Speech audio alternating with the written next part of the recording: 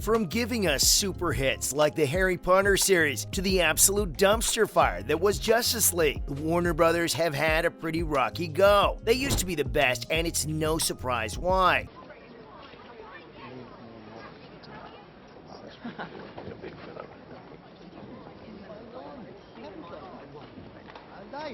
It was lost in the folds of my gowns.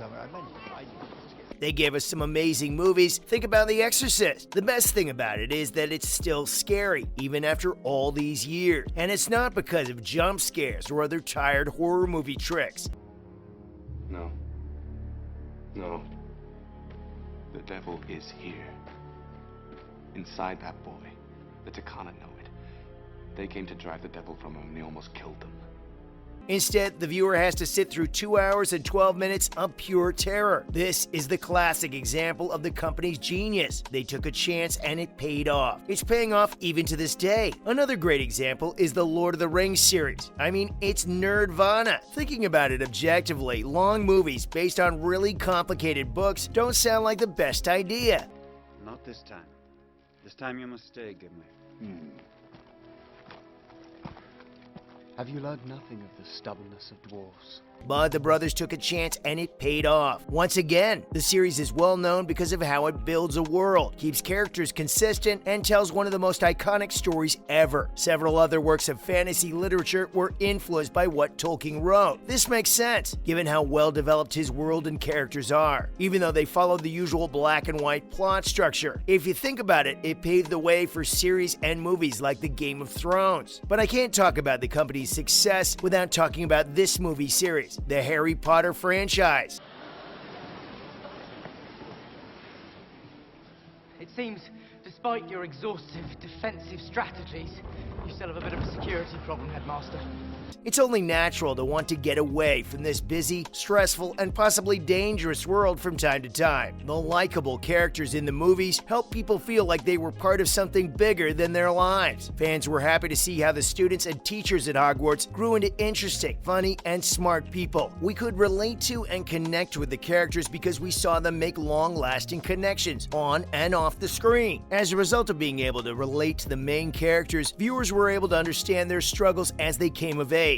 Harry Potter, I now speak directly to you. On this night, you have allowed your friends to die for you.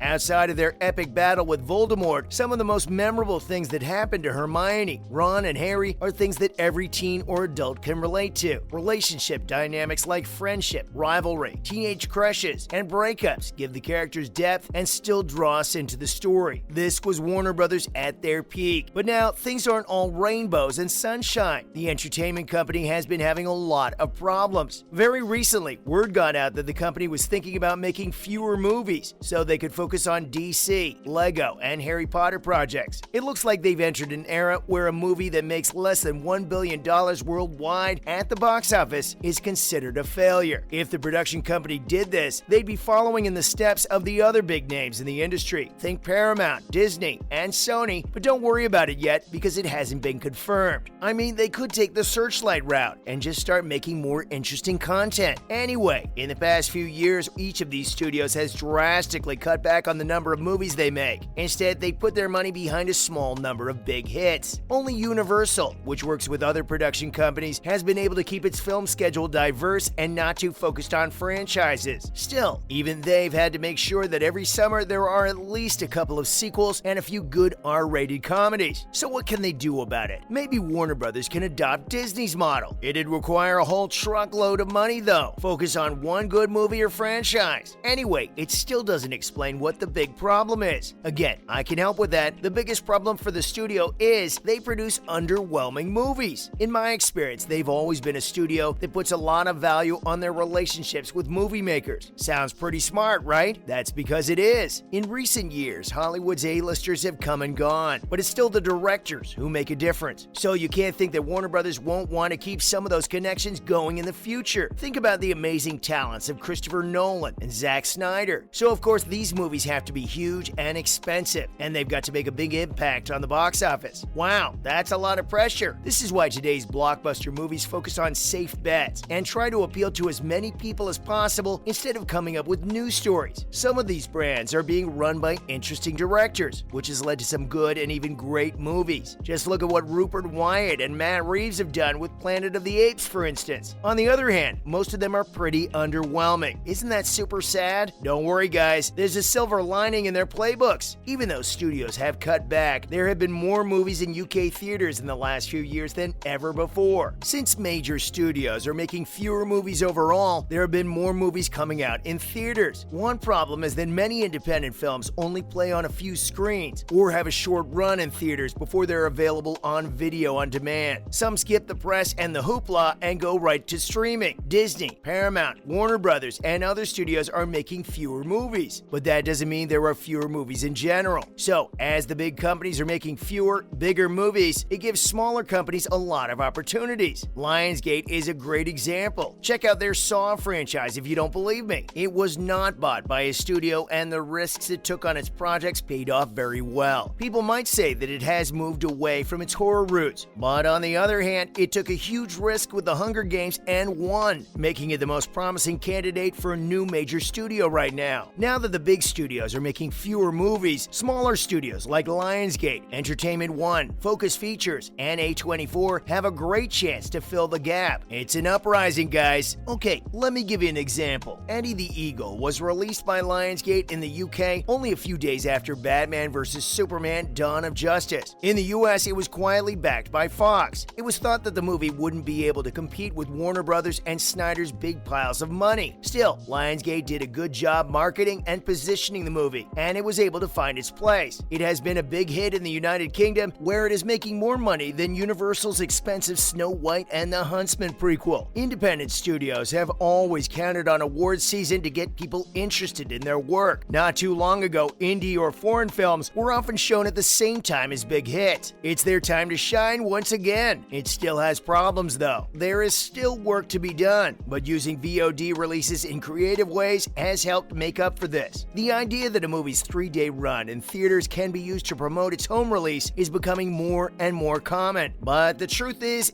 that there are still a lot of filmmakers with stories to tell, even though studios are making fewer movies. This may make it harder for some groups to raise money, but I think it gives distribution companies like Studio Canal, Lionsgate, Altitude, Signature, Vertigo, etc. more chances to do their thing. New talent needs the space and they need the recognition. We have to make sure that they get it. It's sad to see blockbusters being herded into pens like sheep. I can't help but think there might be a really big silver lining here. I'm still holding out hope for the big brothers though. That's all I have on the rise and fall of Warner Brothers.